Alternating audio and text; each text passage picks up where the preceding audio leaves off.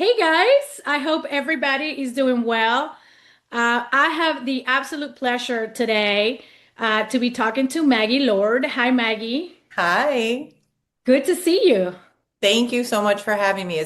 I'm really looking forward to this. That's exciting. I am super excited. I've been waiting for weeks and weeks to get to talk to you. And Maggie, I don't know a ton about you. I just know you're an amazing entrepreneur. I know you are busy, and I want to get to know your entrepreneurial story. Yeah. So, with that, I think you're based in New York City or New York State. Tell us a little bit about that. Yeah. So I live in Connecticut, just outside of New York, and been here for a really long time now.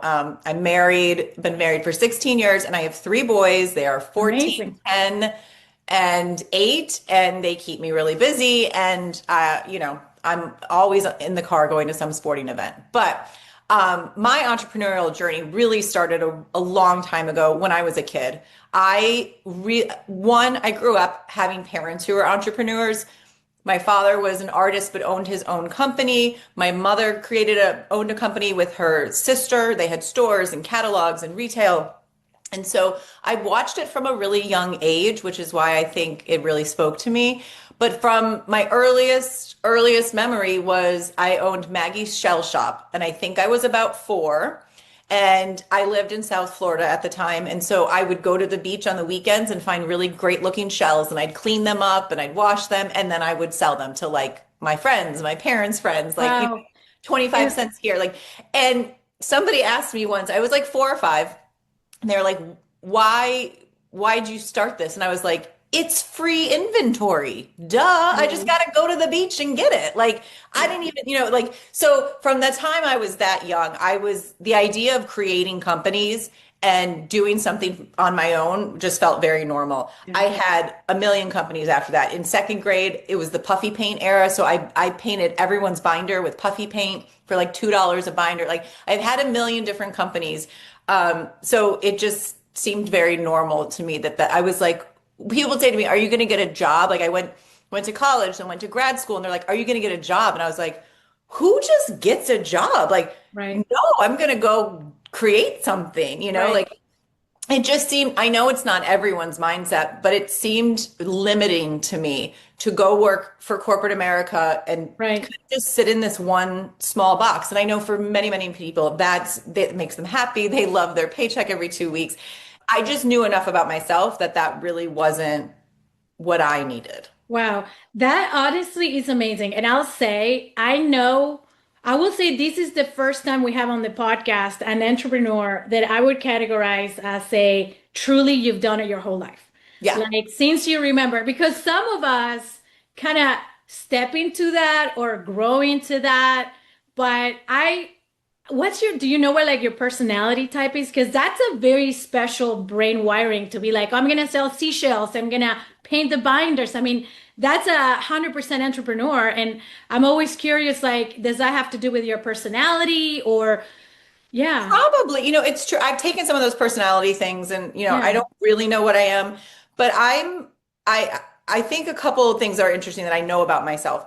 One, I'm a rule follower, right? Like, I was always very good in school. So that kind of leans into things, and I don't take very many like risks. Like, if someone was like, "Hey, let's go bungee jumping," I'd be like, "Absolutely no, mhm, never."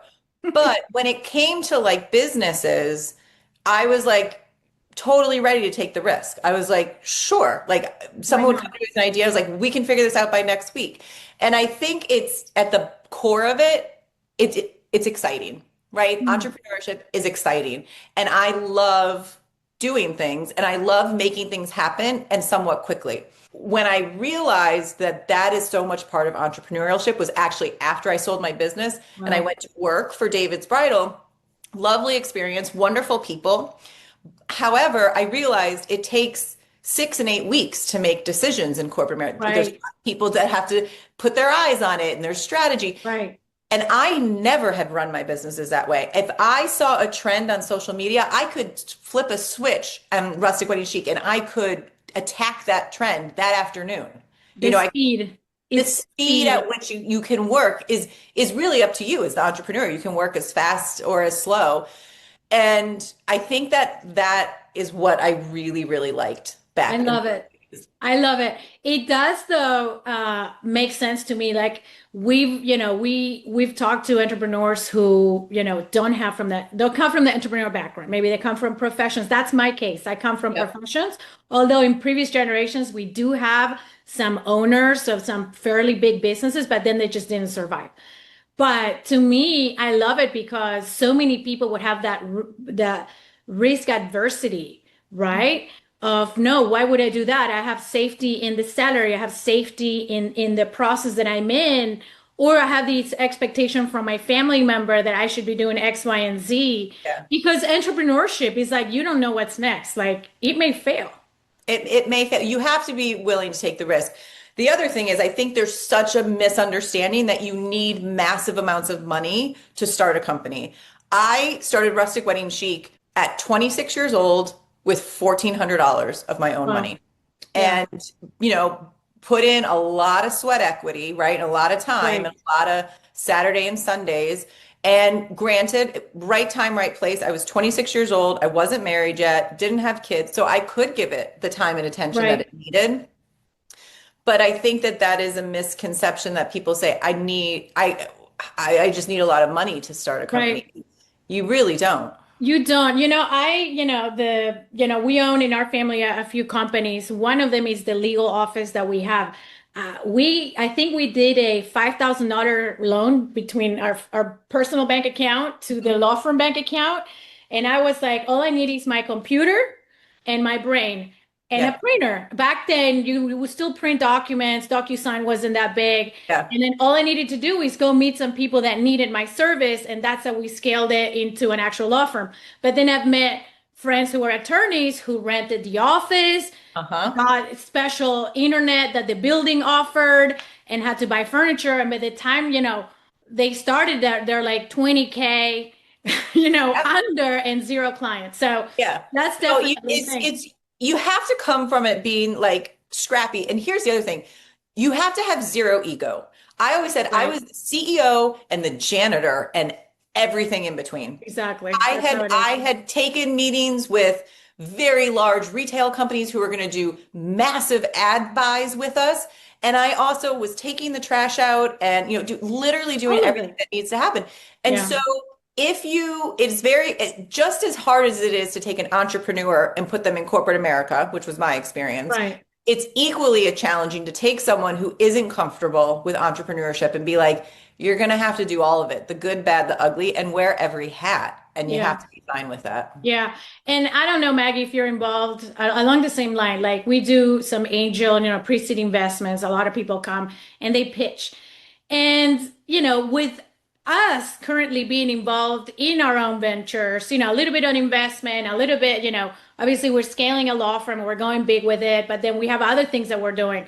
I'm in the grind. Like I'm not gonna stop grinding. I'm one of the probably like you're not gonna stop grinding no matter how successful you get. There's always some other level to achieve. So along those lines, I'm finding myself doing for a couple of the companies that we started with one of our business partners, I'm actually doing the things that are like from way back in the day, just that manual work that I'm used to not doing anymore. And so people come to us for investments where they want us to invest in their little startup. And I'm like, so tell me everything that you're doing and what are you going to use the money for? And so, oh, I need to use the money to sell to more people. Well, have you exhausted the way that you Yeah. can sell? And I give you an example. So it was yesterday I talked to a friend and I need money because I need to buy, hire somebody to sell. And I said, what's your sales strategy? Well, XYZ. And they have a good one. But I said, how about this strategy? Who's already selling to your customers today? And Hmm. why don't you go talk to that person and see if you can do a deal? And you get in front of the 10,000, 20,000 customers that you need to get to the next level. But instead of hiring somebody and paying them, and so maybe they'll sell, maybe not, you partner up with somebody that's already doing that. Yeah. Like, I'm not going to give you seed money to do it the easy way Yeah. because I need to see that you've exhausted the smart way to do it, Yeah. right? My favorite story is that I actually did meet a founder and we were chatting in the early days of the business and she said, I'll connect you with my assistant to get on my calendar. And I was like, you haven't an assistant and you don't even have any revenue? Like Yeah. that's the stuff that like I never had an assistant.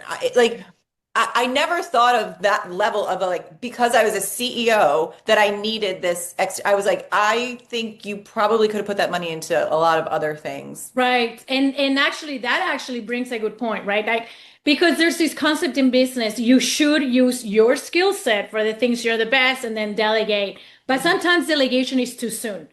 And especially if you're building a business, I'm a big believer you should be wiping the floors, like you said, taking Yeah. out the trash, doing all the dirty work before you hire anybody because it's a new business and you need to know how this business operates. And so Yeah. when you pass it, you hand down some tasks, you know at least how the flow works. Yeah, I I do think there agree. are challenges. Like when I started, I was a solo entrepreneur, didn't have a co-founder with Rustic Wedding Chic. And so there was a lot of days it was me hitting my head against the wall saying, Yeah. is this a good idea? I wish I could go back and tell my younger self at 26, like I should have either joined some sort, like the online communities weren't Yeah. happening yet the way they are now. Yeah. Like, but I needed to surround myself with other smart founders who we could kind of share stories Her and talk ideas. about things because I used to talk to my husband at the dinner table and he's in a completely different industry. Like, so he didn't have the answer, Yeah. and so I do think it's important, even if you're building alone, I think people hire because they're like, oh, it'll be easier, more hands make, Right. make work. But actually it gets very complicated the more people you have, and Yeah. Yeah. so Yeah. You said something that is so real is that feeling of hitting the wall. mhm. Like, was it was that a, like, how constant was it for you that you're like, oh, am I doing the right thing or am I just literally wasting my time? Yeah. Did that cross your mind? Yeah, I think like there's big growth spurts in a company and you wake up and you're like, oh my gosh, we got to 100,000 in revenue this year. Like, like you have these big growth things and you're like, I've really put in the hard work. It's all working. It's all paying off. Then you always go through the difficult periods as a founder of like, okay, we've gotten to 500,000 a year in Right. revenue. How do we get to six? How do we get to eight? And so I think every founder goes through it. You wake up and you go, what am I doing? I'm pouring more resources into this. Is it going to work? Is the payoff going to be there? Is it even making me happy anymore? All Right. those questions. But I think that two things. One, I attached a little phrase that I came up with, which created more of a temporary sort of feeling about things. I added the words not yet to the end Mm, of anything I was frustrated about. So I'd be love like, it. God, our revenue is just not there where I want it to be. And then I was like, not yet. Not yet. Because it took something that felt like a blocker forever and took it Right. from being so permanent to something so temporary. And then I would take large breaks from work. I'd close the computer. It's easy to work 24 hours a day, It is right? very easy. So Yes. you have to step away and whatever that is means to you, whether it's exercising, after I had my first son, I was into the business 3 years maybe. The walks behind the stroller are where I had my most brilliant business ideas ever, Ideas. I you love know? And so you have to step away at some time, close the computer, and then just hit refresh, right? And I do think the best business ideas come to you when you're not just sitting behind the computer. I have to agree. I mean, I force myself to go on a walk and stop because I have that whatever personality trait. I just won't stop. I just won't stop working. I obsess. I don't know Yeah. if that's a good thing or not. Well, and here's why I think it is that way with founders. Many of the times when you're building it, especially when you're building alone like I was, if I wasn't pushing the ball forward for the business, the ball wasn't being It moved. wasn't So it moving. was very easy for me to say, I have to just do, one more this or one more that, because if I don't do it, it's not going to get done. And while that was true, it sometimes was done out of desperation as opposed Right. to, getting it Right. done kind of for the Right. right reasons. Right. But it's, I've gone through the whole entrepreneurial journey, with the big exit to the best company, like, all that whole put a Right. bow on it. And I'm back in the grind, scaling the Yeah. Whisper Group with Yeah. my partner, Carrie Kerpen, who went through the same thing, sold her social Yeah. media agency. But like when I said to my husband, like, I think I'm going to go back into this scale and, grow mode. He was like, Yeah. I'm not surprised at all. Isn't that a thing? Like, that's a thing. I'm in my almost mid 40s. Okay, me too. Okay, so Uh, I turned 44 last week. Okay, so okay. I turned 44 in November. okay, so and I'm finding myself in this year 2025 unleashing, and I've been telling so many friends, I've unleashed the beast. The beast is wild and running free. And it's just creating and creating and creating and expanding. We're buying some companies, we're investing in some companies, and we're actually building some companies while we're actually scaling, the law. It's a lot, Yeah. right? And actually it's funny because I'm like, it's a little bit of an Elon Musk in me where you're like doing many companies. But Hmm. I think if you're smart, disciplined and have the right people in the right Yes. place, I think it's very doable. But I have that same feeling, which is, you know, so many women my age are currently in yoga, as you and I are Hmm. talking mid-morning, or well, it's Exactly. lunchtime. They're in yoga. Some of the women are, doing their thing, and that's great. I happen to be the one that would rather talking to Maggie at Yeah. lunch, on a Thursday Yeah. when I have no reason or to do it.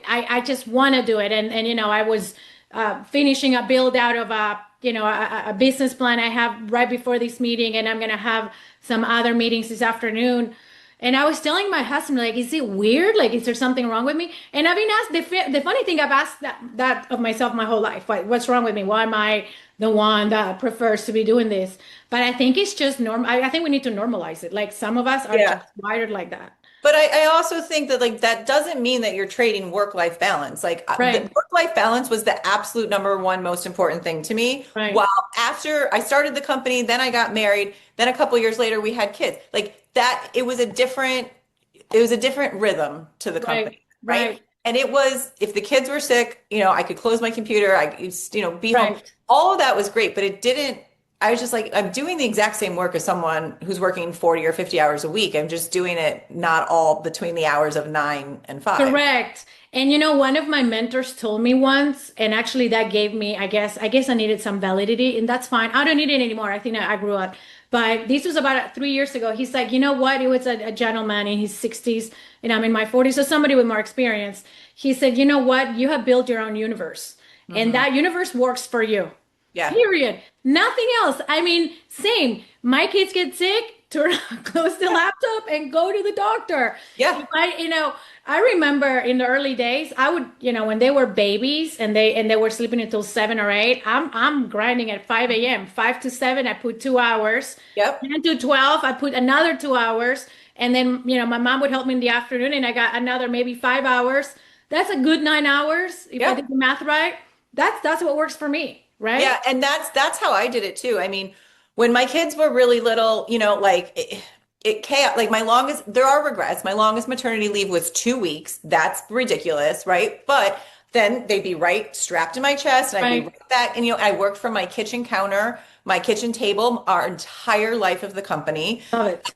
which was fantastic. And so like our overhead was really Yeah. low. Once we had employees, then we were all Yeah. remote anyway. Yeah. But the ability that it gave me with my kids was like once they got into preschool, though I was like, I have 3 hours of Yeah. on the other moms, rightfully so, grocery store, workout, whatever. I dropped my kids at nursery school and I'd go right back home and I'd Same. work for 3 hours. Yeah. And now this phase of life that I'm in, that my kids are ninth grade, fifth grade, and third grade, they're out of the house from 8 to 4 Right. every day. That Right. is an entire uninterrupted work day I for love me. it. So what we did, we actually put them in a school. So here in Texas, everything is 20, 30 minutes away. Mhm. So I'm like, I can't like 20 this way, 20 that way. The grind of the Monday through Friday with kids, that the Yeah. stress of the morning. So they're actually in a school that's 3 times a week. So we Oh, actually drive them 3 times a week and we alternate. I do mornings, husband does yeah. afternoons, and then Tuesday and Thursday is a homeschool day. Oh, And cool. we're actually all in. I still work from home a lot, so we're in the house all Yeah. together. Like have lunch, we hang out, go for a walk in the middle of the day. It's actually, again, it's part of creating what works for you, Yeah. You right? have to make it work for you. And I guess, I mean, I realized this, I did it intentionally at Rustic Wedding Chic, but I don't know if I was like very conscious of it at the time. Right. Now, with the Whisper Group, Carrie and I say to each other all the time, this business has to work for us. We have worked, like, Correct. we're extremely passionate about it, and our whole goal is helping women be exit ready with their company, and it's such a passion for us. However, If we need to move a deadline by a week or two, we have the right to do that. If You we definitely. decide, we're going to hit pause on this, or we're not, or we're going to cap how many clients we're working, we have the right to do that because this business has to work for us. And then when Correct. it does, it makes it, it's much more successful across the entire I board. love it. And that to me makes a business unique. You're not a cookie cutter, and you see so many cookie cutter businesses. Well, this is the way people do it. This is how everybody does it. I am the person like, I don't care how everybody does it. I'm going to do the way that works for me. Yeah. Right. And so, whatever. So, look, I want to talk about the Whisper Group, but I also want to talk a little bit about, you said you started that business when you were 24. I want to talk even more because I want to cover your entrepreneurial journey from like age, whatever, 6 that you said, painting on the vine. Like, what other businesses did you do as a child? And then which ones did you do more like in your adulthood? And how do we end into like the rustic wedding Yeah. industry? And then I definitely want to get into the process of selling that company and then where you're at today, because you've Okay. had an amazing journey. And I really want everybody who's listening to know, like, you're not alone. Like, all of us are building, and it's never been easy for any of us. So, yeah. Yeah, and it's never, what you see on LinkedIn or you see in the news, whatever. Like, it's never a straight line ever, Hmm. right? People think it is, and it's never. Like, it's always messy. You make a million turns and change your mind and change your like all sorts of things. So for me, I think I loved like playing store as a kid, and I would set up elaborate stores and my mom would come shop. And like, so in my head, I was like, I'm already a shop owner. Like I would create this whole fantasy world of that sort of thing. But then working in my mom's first retail store, and then they went to a catalog, sort of world later in life. Like I had firsthand experience of like what it was like just watching too, not even interacting, but like watching my mom interact with her customers that would come in the store, and how I would run the register at my mom's store like Wow. praise. Like it was like my favorite thing. Amazing. And so I had a lot of those things. And then I would have a spark of like in high school, I was like, everybody was commenting on like some clothes or something. And I was like, well, why you can rent them? Like she was Hmm. like, where can I buy it? And I was like, oh, I don't know. I got it at some place. Blah, blah. And then I was like, but you could rent. You want the dress? Rent the dress from my closet for like Right. $20 for so like I never sat out with a business plan. I never sat down with anything I've done and said, let me create a business plan first. Let me do a lot of research and see if this is a market that wants to be Right. served. An idea would come to me and I'd be like, I think I can make a business out of it. Right. And Right. I firmly believe sometimes you sit down and you start to look at like to create a business plan, and it limits I was like, come to it with imagination first. Correct. I so agree. I love it. It's very traditional to be like, I'm going to build out the business plan for this, and I'm going to do the market research, and all of that is great. Yes, there's a place for it, and you mitigate a lot of risk, I Right. guess, doing those things. But that's where I think I'm like, no, if I want this service, I know probably 15 other Many moms people want this. need it. And so Yeah. I think that's what they say. Find a problem Yeah. that you have and then create a solution, and you'll be amazed to see how many other people need that same solution. Yeah. And now you sell it. And Right. that's exactly what happened with Rustic Wedding Chic. So this was 2008. So I know it's hard to go back so many years, but this was the beginning, like blogs were happening, right? And people were creating blogs and they were getting readership. And I was gonna get engaged, and I kind of always loved the wedding industry, but it's also in 2008 before Pinterest, Mm, before Instagram, right. and obviously before TikTok. There was, Facebook was around. There was limited amount of imagery in the Mm, wedding space. It was still print magazines that you would look through when you were planning your okay. wedding. And I was from Connecticut, but my husband and I we're planning this very rustic yet very chic and elegant wedding at my Oh, family's lake house. And I kept trying to find good pictures to communicate to right. our vendors. Now, at that time, I had a BlackBerry, which like took blurry photos. So I was like trying to take photos from the magazine and email them to like Right. it wasn't working. And so I started looking at websites of photographers, wedding photographers. And Hmm. I'd see a beautiful wedding that they shot. And I was like, I love this from this wedding. And so I'd email them and say, listen, I created a little website. It's called Rustic Wedding Chic. Can I put up these photos from your wedding that you shot? And I'll talk about you as the photographer and I'll link out Right. to you. And they're like, yeah, that would be great. Like, we don't have enough, like, that would be fantastic. So I started that way. And it was really before the wedding business was very much Right. and I then like was like a month into it, and my brother, who's the president of a media company, was like, so you have to monetize it. And I was like, Mm. oh, yes, I have to. Yes, of course. Yes, of Well, course I have to figure that piece out. And I spent a weekend and I emailed every vendor that had rustic wedding anything from Etsy. here And I you was like, go. yeah, That's the I just sent beginning. out a million. I said, I have a new website.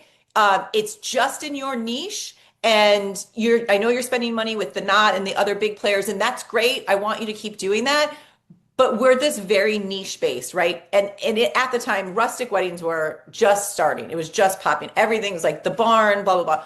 So I emailed all these Etsy vendors who were selling birch candle holders and stuff. And I was like, 75 bucks a month. I'll put your ad on my website. And then it You're just, piecing it together. It's like yeah, everybody just, pieces of the puzzle all in one yep, website. yep. Right. And everything started to kind of just fall into place.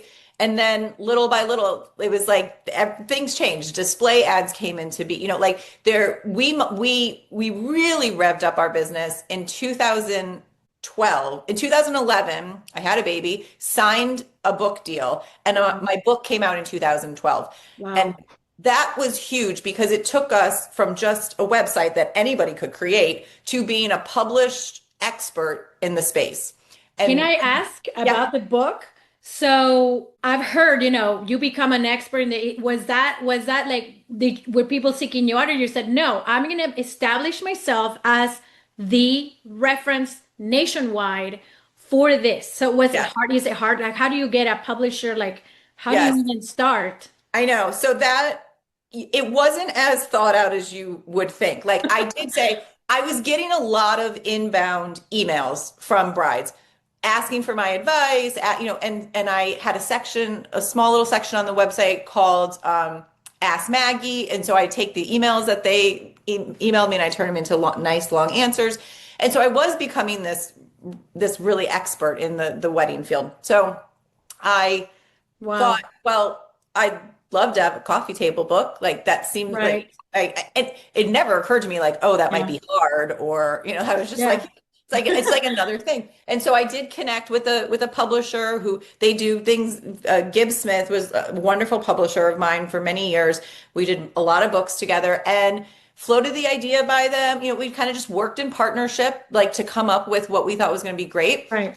The first book, Rustic Wedding Chic, came out in 2012. And that's when it went from just being another person on the internet to the morning shows to Here's promote the the book. book.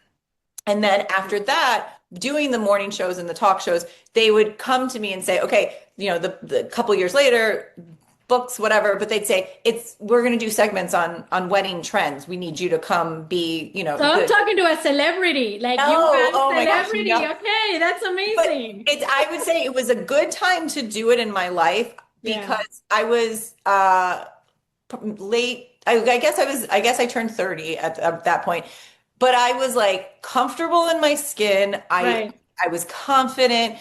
I think if I had done it younger, I probably wouldn't have been so confident. And Right. now at my age, it's a little bit harder to pull yourself together for Yeah. taking morning shows.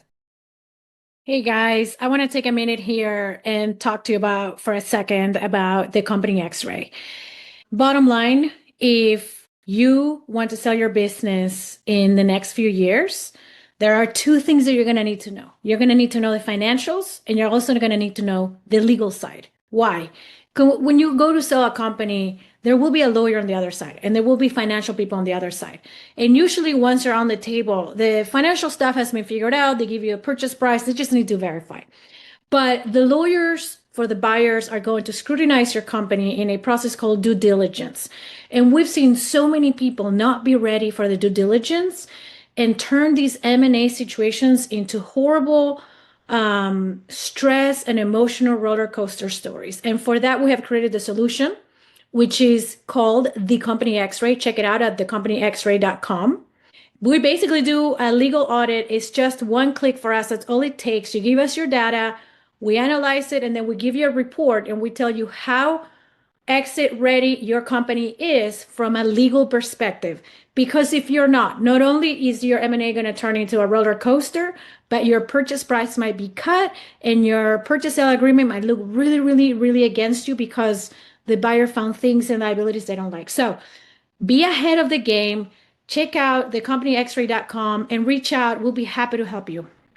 Do you have that feeling like if you look today at that version of you, the 30-year-old going into the morning, you're like, I don't even know how, like you were flowing, you were probably in that Yeah. flow and you're like, oh my God, I did that. Yeah. I I have those know. shocking I moments I sometimes. I don't think I think back on that stuff enough. I will say like two funny things is like I have the first time I was in Forbes, I framed it and I was in Success magazine with a big article and I framed it and it's up in my office in our house.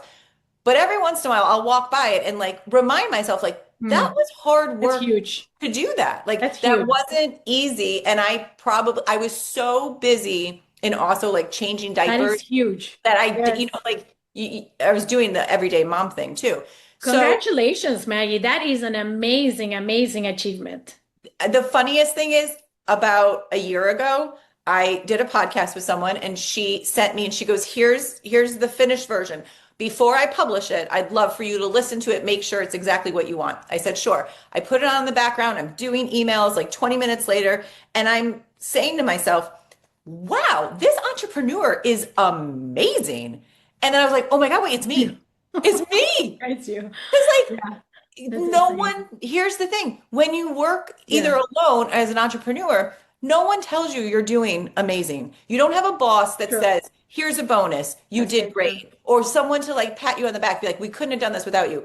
No one Yeah. gives you any validation. And so you have to stop and remind yourself. Try to celebrate like the small wins, but you don't, there's no one there to The turn. market, though, the market Yeah. when they're buying your company, your Yeah. products, that's huge validation. So, okay, so I'm curious, what morning shows were you I did. in? So because I'm in the New York area, I live about an hour outside of New York. I did a lot of the New York-based shows, the Connecticut-based shows. I did KTLA morning show in LA at one point. So like there would be time like Amazing. it was like fun. Like I have cute Yeah. videos of my oldest son. He was like 3 or 4, like pointing at the Oh, screen and going like, "Oh, there's mommy." Like it's all cute. It was fun experiences to have.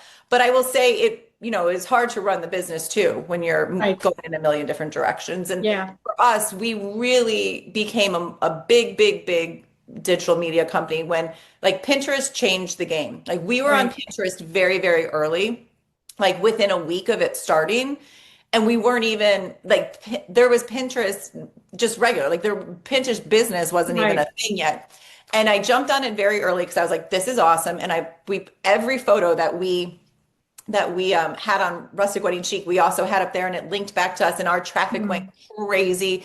And when we sold in 2020, our Pinterest had 10 million Wow. monthly Wow. impressions of content. Wow. That's insane. I mean, that is insane, especially back in 2020. Yeah. Right? Because, social media supposedly keeps growing and growing and growing. So I would love to hear more about what your experience of selling, like, you're running the company, running around, doing morning shows, Yeah. publishing a book. And at what point are you either approached or think, it's time to transition? That what was that experience like for you? So when I always say we, as if we were like this large company, mostly me. Um, I had done a lot of things right. We had licensed our name to product, so we had a Okay. product line with a partner. I had written at that point 6 books along my journey, Oh, right? So wow. we had published a lot of books. We were both online and offline. Like we had done a lot so that the company it really was had a lot of things going. Hmm. And I had had 3 kids along the way, which was great, but I had this like aha moment where I was like, wait a minute, it's all working and I love it and it works for me. And like, however, it's kind of like the kid who's ready to go to college but decides to live in your basement instead. Okay. I was like, I'm keeping the company back. I'm holding it back. Okay.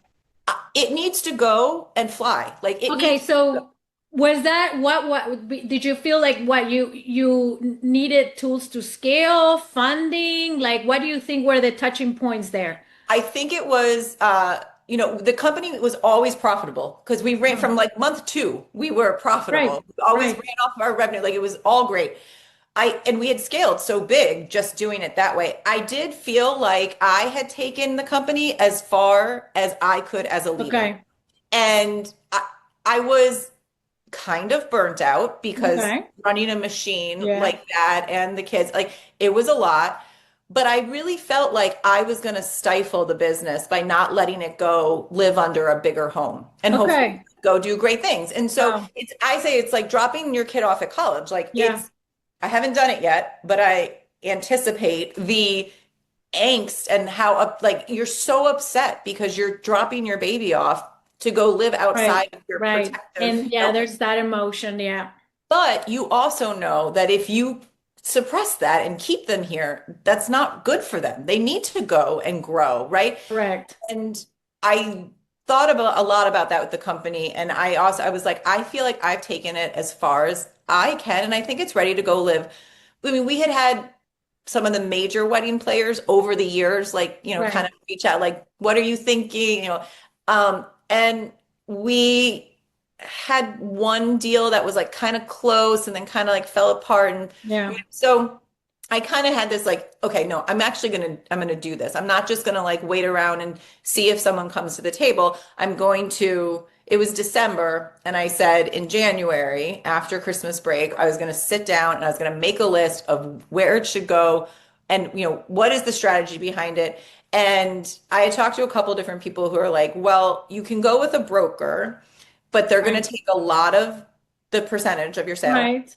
And two, I spoke to a couple and they were like, well, you're too small for us. Like you're under 10 million in revenue. Or they'd say, you're in a very feminine, Right. industry. No, We don't, it's women. We don't yeah, understand it. we don't understand what to do with that. So I was just like, kind of stubborn. And I was like, I'll just do it myself. Like I'll Right. just Okay, make I a, love it. Let's like, just take it. Let's take just this one. take it. And I Yeah. mean, I had probably spoken to every single wedding-ish Yeah. company You over my know 12 them. years Like, in yeah, they business. know you. You know them. Okay.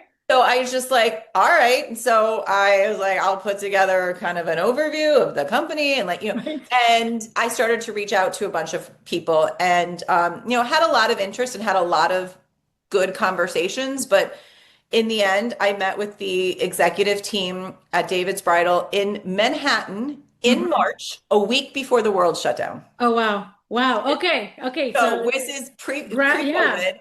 Like we're hearing rumblings of COVID, but like schools aren't closed. Yeah. It's that nebulous 3, 4 weeks that we had in March. It was horrible. Anyway. Yeah.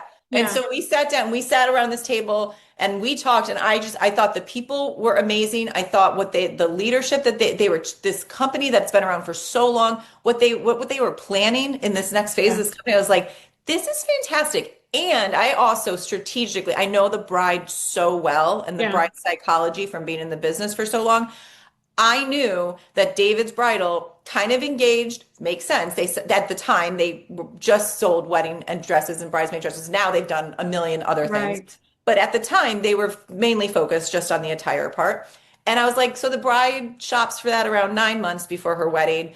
Rustic Wedding Chic would get that user for 12 to 14 months before her. Okay. Okay. Sometimes even before she was engaged, she had a secret Pinterest account with all of our Right. photos. And so I was like, listen, you want to move up. You want to start talking to her way before you're trying to sell her a Your dress. pipeline, yeah, starts earlier. Yeah. And when those words came out of my mouth, I saw the aha around the table, like, yep, I think, it's kind of the right piece of the puzzle. Yeah.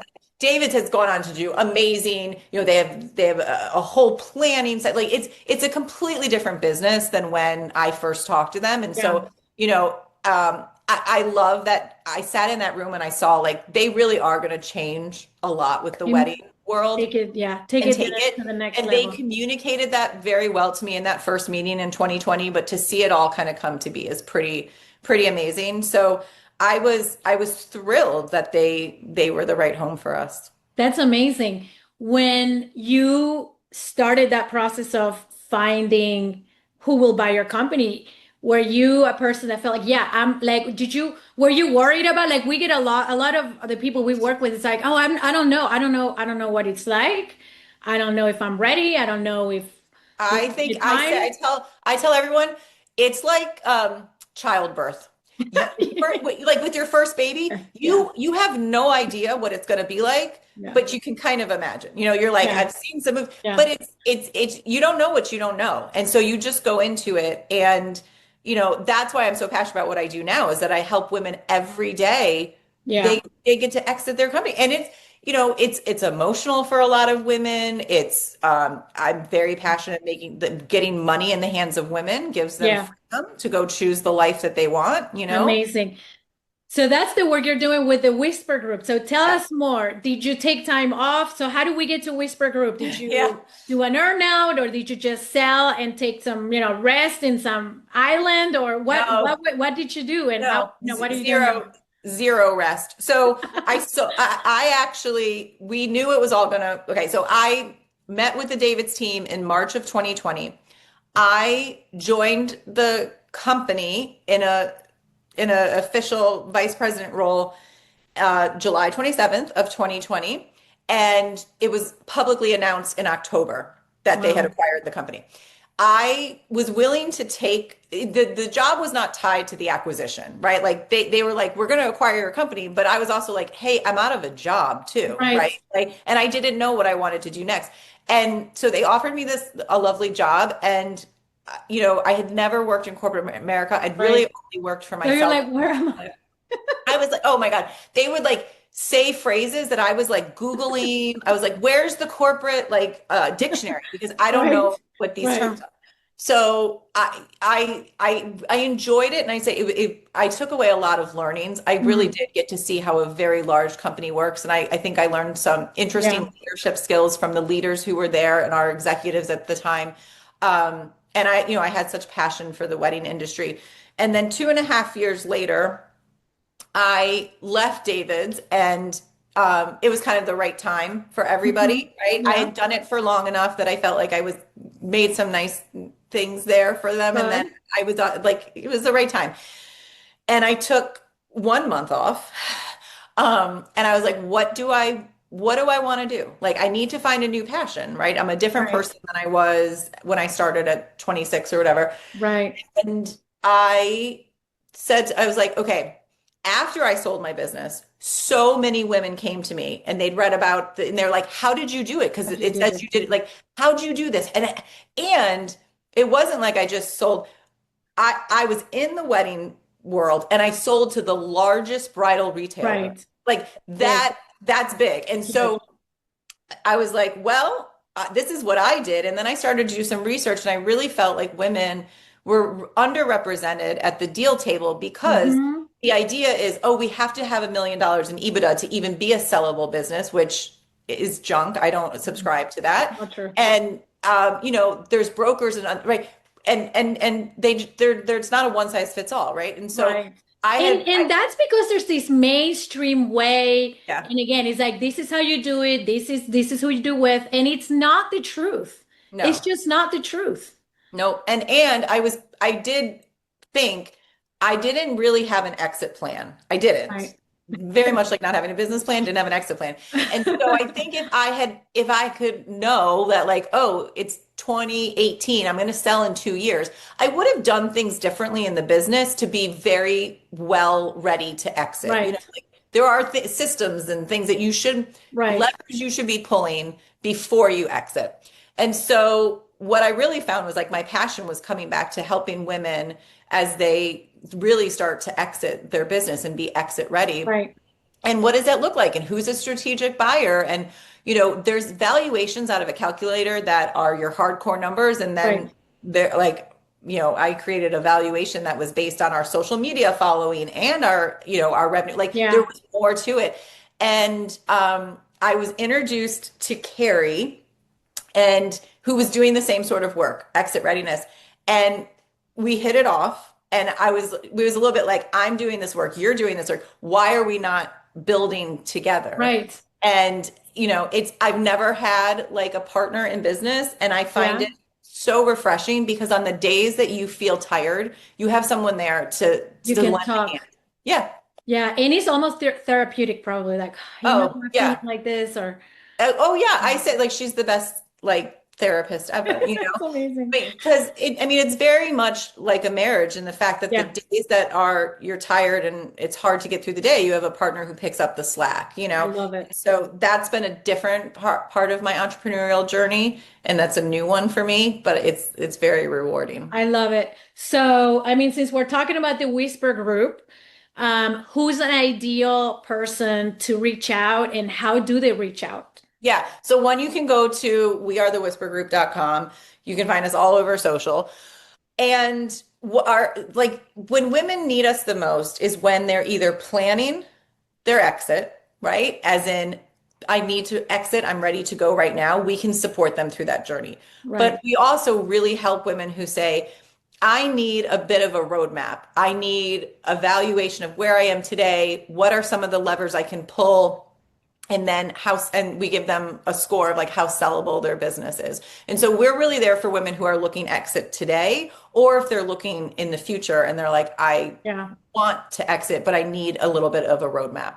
And is there a sweet spot in terms of like the revenue size? Because that in the, as you said, in the exit world, again, there's the brokers for certain size, then there's investment bankers if you're bigger, Yep. and then is the boutique bankers if you're a certain level, and then there's, the institutional ones, Yep. and same with any other, kind of service person. So is there an area that you're like, that's our sweet spot, or are you open to We are whatever open. they are? We currently have clients all across the board, from mental health company to femtech to traditional CPG, PR firms, agencies. I mean, it is literally all over the space. And what I think is so great is that we have so many wonderful advisors in the Whisper group that when you meet with me and we talk about like what your goals are, I then put you with an advisor Okay. who I've matched with them for one reason or another. Sometimes it's industry, sometimes it's personality, sometimes it's like,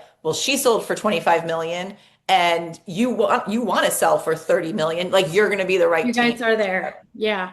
I Yeah, so love it. I love it. And we need places like that because I think still the women are still loners because of all the things that we talked, right? Like you're the weird one, like you're the yeah, one that's working, you're the one that's building, and there's the stereotype, and who's taking care of your kids, and then and I think the dynamic is a little bit different anyway. I've seen statistics that show that in the startup space, female-led startups are way more efficient. oh, Way more of course. efficient. And again, I'm not into the feminist or anything like that, but however, I can see myself like multitasking and finishing my day, having accomplished so many things, A you know? 100%. And I think honestly, my theory is we are nurturers, and a Yeah, nurturer is like you're making sure your kid is not drowning while you're doing the thing and you're talking to yeah, the doctor. And then when you apply that to a business, and that's why you can multitask so well because you already are wired to do all those things all at the same time in synchrony and yeah, successfully. The kid is alive, the food is yeah, cooked, the trash is out, whatever stage. And I'm just obviously describing a very genetic thing. But I was at that stage at one point, when my yeah, husband was working, doing his thing full time, and I was more part-timing in ish, and I was running the farm and doing all the kid things and handling all the ladies cleaning and doing the grocery yeah. shopping and the guys that cut the grass and the leak in the thing. And that was a form of multitasking that I'm actually applying it to all my businesses. Like, I mean, you just described what like my everyday is because yeah, my husband works a very traditional job where he right. is out of the house at 6:45 and he's home around 6. There's zero flexibility. Like I like to laugh, like it's not true, but like I don't even know if he knows where the pediatrician is, but like But I think it's why I'm so good at like what I do is because I can handle a meeting and then I can run to the grocery store and I Right. can have, like someone Yeah. coming to fix something. Like I can handle all those things. And I volunteer a lot through my kids' school. So like Right. this morning I was at a meeting there. Like it fuels all of me to be able, but keeping everything in the air, I I feel like it's a I talent. I think it's a superpower. I Yeah. honestly think it's a superpower. I want to talk a little bit now, Maggie, about obstacles. Yeah. Like, any obstacles in the entrepreneur life. Like, what obstacles did you encounter Yeah. in your Well, career? several. I mean, one, in the beginning, people would say things like, "Oh, that's cute," about my business. And it really irritated me because I'm like, I'm building a large business. It's not cute. Yeah. Like I was like, you'd never say that to a man who was starting a business. No. But like, I found that to be very kind of insulting. And then, Yeah. the other challenge is like people couldn't see the big picture and I'd be like, that's fine. You don't have to. Like I Right. see it. Like people would be like, how are you going to make money? I'm like, I will. Don't worry. Like I'll figure it out. Yeah. But you do have to be prepared for that, especially in the early days. Like Yeah. you are the last vendor to get paid. You may not get paid every 2 weeks, you know. Right. Um, that is a real challenge because we were bootstrapped. We never fundraised. So like Yeah. that's a challenge that happens early on.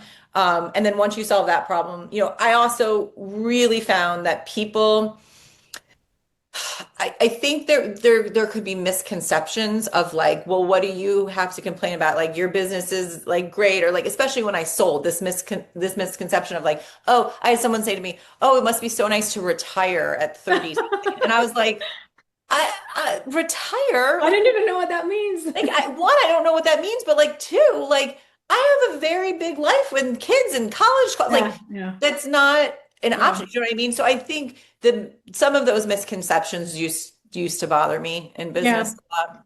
Yeah. That's you just need to shut down the noise, I guess.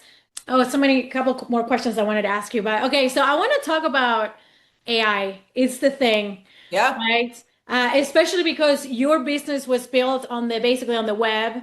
Hmm. You were a pioneer back in Yeah. the It was day, very early. putting Yeah. things in the web, taking photos and uploading them and creating this catalog of things. What is your brilliant mind saying about this whole AI, especially for those who are, maybe in the digital space where now it's so easy to like iterate what they did and I can do it in five Yeah. minutes for like $5. That's a Yeah. real thing. Thoughts? I think AI is going to add a lot of value in places for people, right? That's without question. Like you can use it to streamline things, to make life easier for you, to upload something and say, give me a report on it. Like all those tools, I think we have to lean into it and figure out how to make it work for your business.